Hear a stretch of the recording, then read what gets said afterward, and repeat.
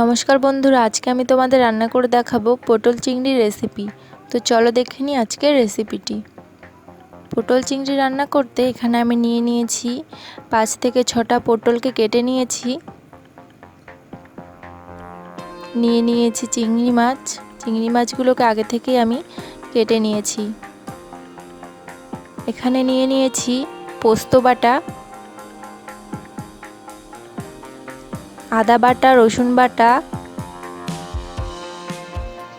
একটা টমেটোকে বেটে নিয়েছি। নিয়ে নিয়েছি একটা পেঁয়াজকে আমি বেটে নিয়েছি। এখানে নিয়েছি 3 থেকে 4টে আলু, আমি গোল গোল করে 4টি ভাগে কেটে নিয়েছি।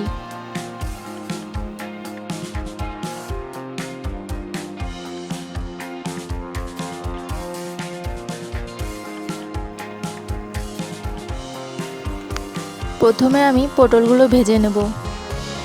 তেল দিয়ে দিয়েছি, তেলটা গরম হয়ে গেছে। এবার আমি পটলগুলো ভেজে নেব।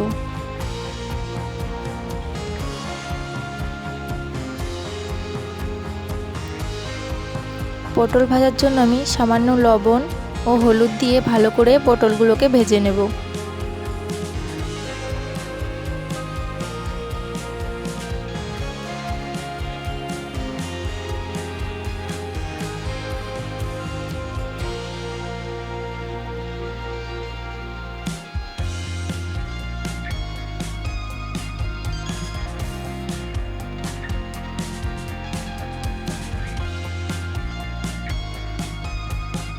পটলগুলো ভালোভাবে ভাজা হয়ে গেছে। এবার আমি তুলে নেব।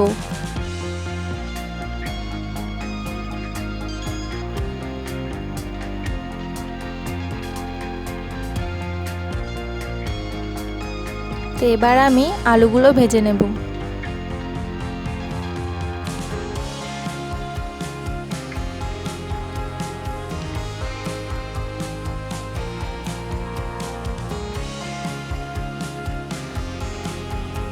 দিয়ে দেব সামান্য লবণ,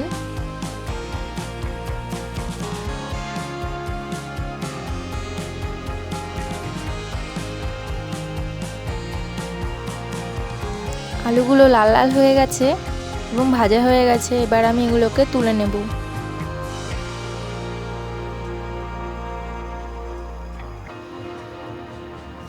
এবার আমি চিংড়ি মাছগুলো ভেজে নেব।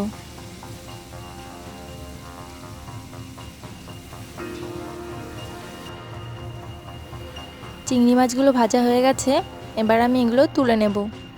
এবার দিয়ে দেব জিরে, আদা বাটা, রসুন বাটা, একটু নেড়ে চেড়ে দেব। এবার দিয়ে দেব পেঁয়াজ বাটা। এবার দিয়ে দেব টমেটো বাটা।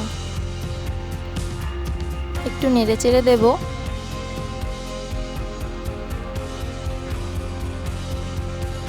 এবার দিয়ে দেব 2 চামচ লবণ ও হলুদ।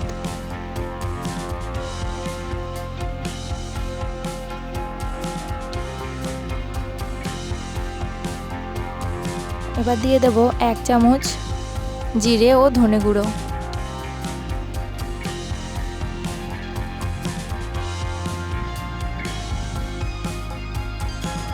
দিয়ে দেব লাল লঙ্কার গুঁড়ো 1 চামচ। এবার ভালোভাবে মশলাগুলো কষিয়ে নেব।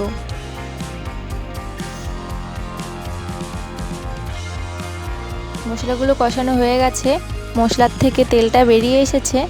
এবার ভেজে রাখা আলু ও পটলগুলো দিয়ে দেব।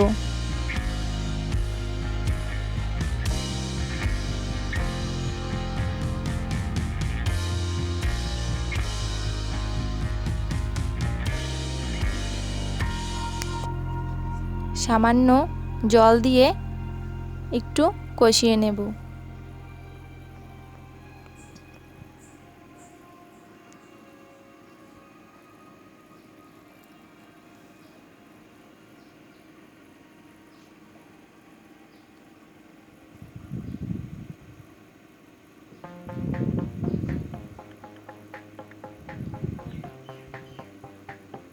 এবার পরিমাণ মতো জল দিয়ে দেব।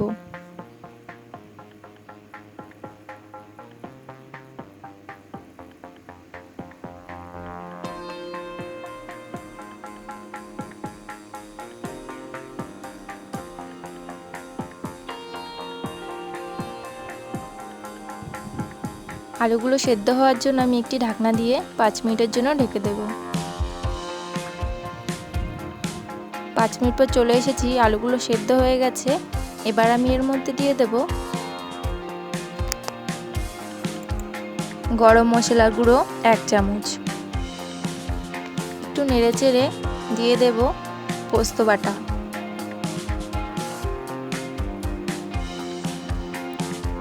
আমার ভিডিও তোমাদের কেমন লেগেছে অবশ্যই কমেন্ট করে জানাবে এবং সাবস্ক্রাইব করে দেবে আমার চ্যানেলটি এবং লাইক কমেন্ট শেয়ার করে দেবে।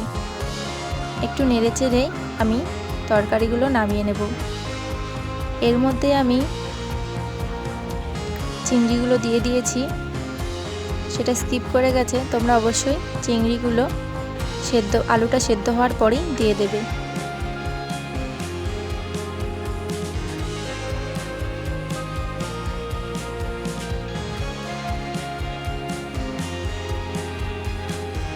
এবার আমি তরকারিটা নামিয়ে নেব।